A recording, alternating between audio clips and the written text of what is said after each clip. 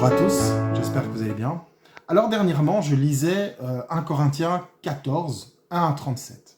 C'est un passage qui parle de l'exercice des dons spirituels dans l'assemblée locale. D'ailleurs, c'est un passage que je conseille vraiment. Il faut absolument le lire, car l'apôtre Paul, au travers de ce chapitre dans cet épître, nous parle et donne un excellent enseignement sur le sujet. Je pense et je suis convaincu que ce chapitre, et d'autres bien sûr, mais peut nous aider contre certaines dérives qui peuvent avoir lieu dans certaines assemblées. Et lorsque je lis ce passage, lorsqu'on lit ce passage, on peut se rendre compte que nous vivons aujourd'hui quelque chose qui se vivait déjà dans les églises primitives, dans les premières églises. Ce que nous vivons de nos jours, dans les dérives liées au don de l'esprit, exercées au sein de certaines assemblées, c'est pas nouveau. Et que malheureusement, ce genre de pratique n'est pas un bon témoignage.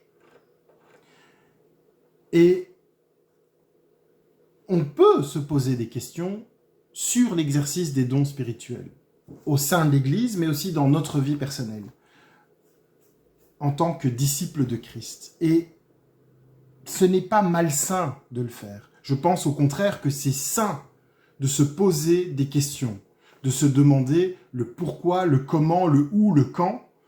Et bien sûr, quand on se pose ce genre de questions, et méditer par rapport à ces questions-là, il faut absolument que le support soit la parole de Dieu. Il faut absolument que le support soit la Bible.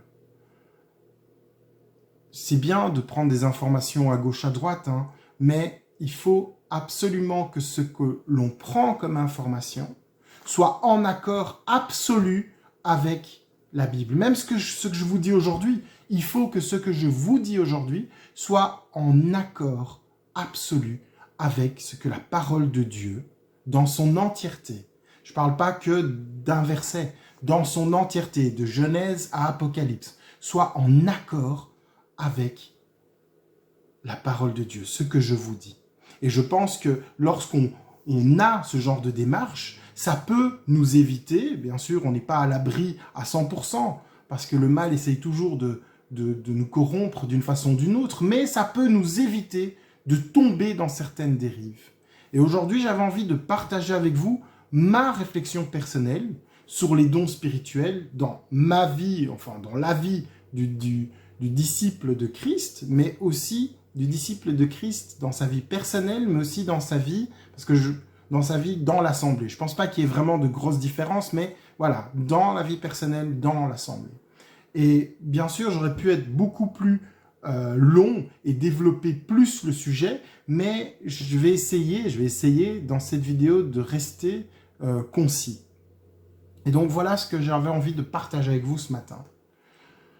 Lorsqu'on vit sous l'autorité de Dieu, dans une relation sincère et véritable, exercer les dons, attention, je sais que je risque peut-être de choquer certains, mais exercer les dons de l'esprit est aussi naturel que de respirer. Je mets un gros attention, bien sûr, à ce que je viens de dire, parce que il ne faut pas oublier que l'exercice des dons de l'Esprit Saint, c'est 1.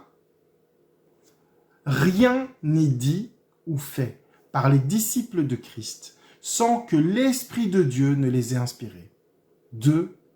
En plus, il faut que les enfants de Dieu savent que rien n'est de leur fait, mais que c'est le Seigneur qui agit. À travers eux, mais que c'est le Seigneur qui agit. Et 3. Il ne faut surtout pas qu'on cherche à se glorifier soi-même. Tout est pour la gloire de Dieu. Et vous savez, contrairement à ce que certains peuvent penser, ou certains veulent faire croire, on ne dispose pas des dons de l'esprit comme on utilise un smartphone. On l'allume et on l'éteint quand on veut. On dispose des applications selon notre propre vouloir, selon notre propre désir. Les dons de l'esprit ne sont pas à être utilisés n'importe quand, n'importe comment, mais uniquement lorsque Dieu le permet, sous son autorité. Et j'aimerais prendre un exemple d'un don spirituel, les songes. Je parle des personnes qui font des songes. Des personnes à qui Dieu permet, au travers de rêves, d'entrevoir une partie de ce qui va arriver ou encore de choses cachées. Et là, la question c'est, est-ce que vous maîtrisez vos rêves? Est-ce que vous décidez de ce que vous allez rêver avant de vous endormir? En se disant, bon, aujourd'hui, je vais rêver de ça pour que ça se réalise. Choisissez-vous vos rêves comme on choisit un programme TV, comme on choisit une vidéo à regarder sur YouTube? Ou est-ce que c'est Dieu qui guide et inspire vos songes? Est-ce lui qui met sa pensée dans votre esprit? Eh bien, je pense que pour l'exercice des dons de l'esprit, c'est la même chose. Cela ne vient pas de nous, mais c'est du fait de Dieu. Nous laissons simplement, on se laisse guider et inspirer par l'Esprit Saint. C'est le Seigneur lui-même qui va mettre dans notre esprit, notre bouche ou notre action, il va mettre sa volonté. Et ce qui arrivera par la suite sera sa volonté. Et vous savez, je lis, même Christ dira dans Jean 5, 19, 20, Jésus reprit donc la parole et leur dit, en vérité, je vous le dis, le Fils ne peut rien faire de lui-même, sinon ce qu'il voit le Père accomplir. Tout ce que le Père fait, le Fils aussi le fait pareillement. En effet, le Père aime le Fils et lui montre tout ce que lui-même fait, et il lui montrera des œuvres plus grandes que celles-ci, afin que vous soyez dans l'étonnement.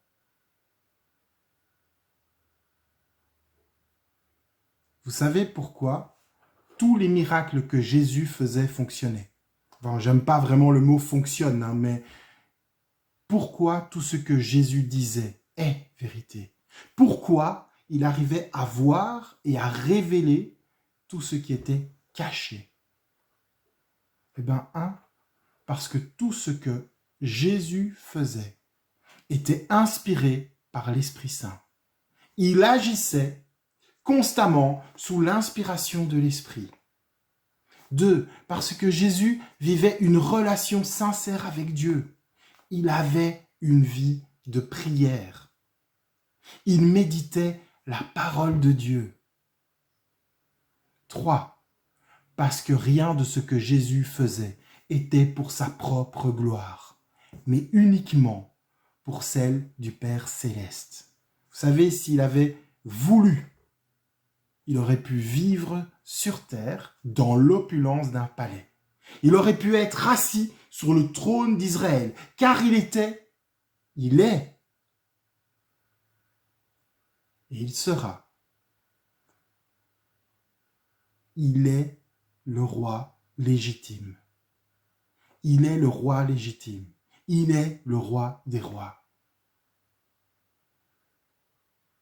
Puis quatrièmement, parce que Jésus a obéi. Toute sa vie, il l'a vécu sous l'autorité du Père éternel. Puis je vais rajouter un dernier point. Et là, c'est un point qui nous touche aussi beaucoup plus, parce que j'ai vraiment une idée. Quand je dis ça, je vois certaines choses. Parce que Jésus n'était pas là pour faire un spectacle, ni un show. Il était là pour révéler le Père réconcilier l'humanité avec Dieu, etc., etc. Mais pas là pour en faire un spectacle.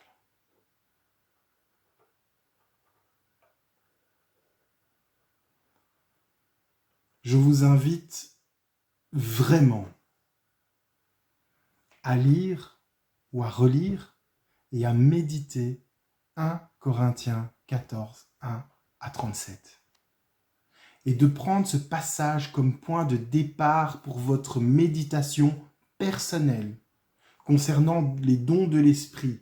Alors ici, l'apôtre Paul parle des dons de l'esprit au sein de l'assemblée, mais au sein de votre vie personnelle aussi.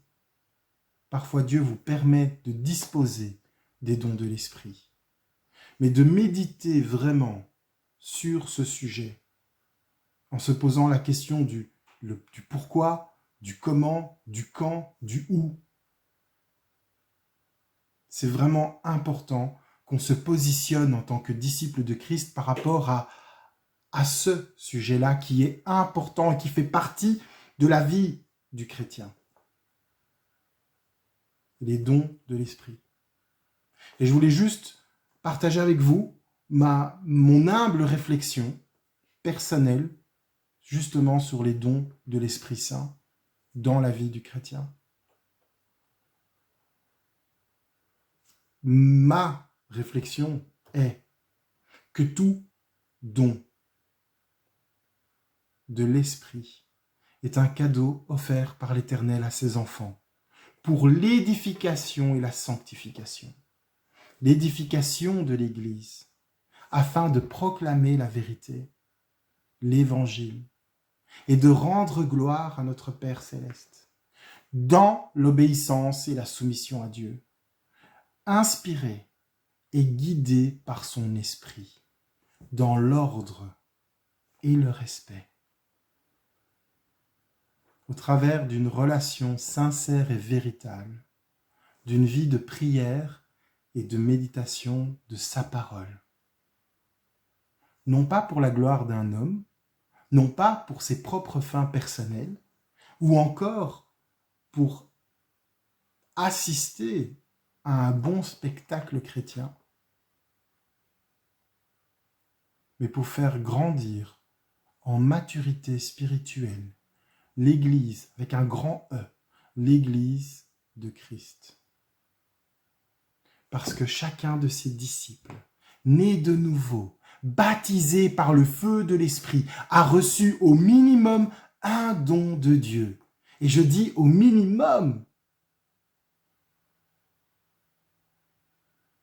C'est à vous, au travers de cette relation sincère, au travers de la méditation de la parole, c'est à vous de l'exercer avec maturité, avec une maturité spirituelle, par Dieu, pour Dieu et en Dieu, selon son bon vouloir, au moment que lui a choisi pour sa gloire.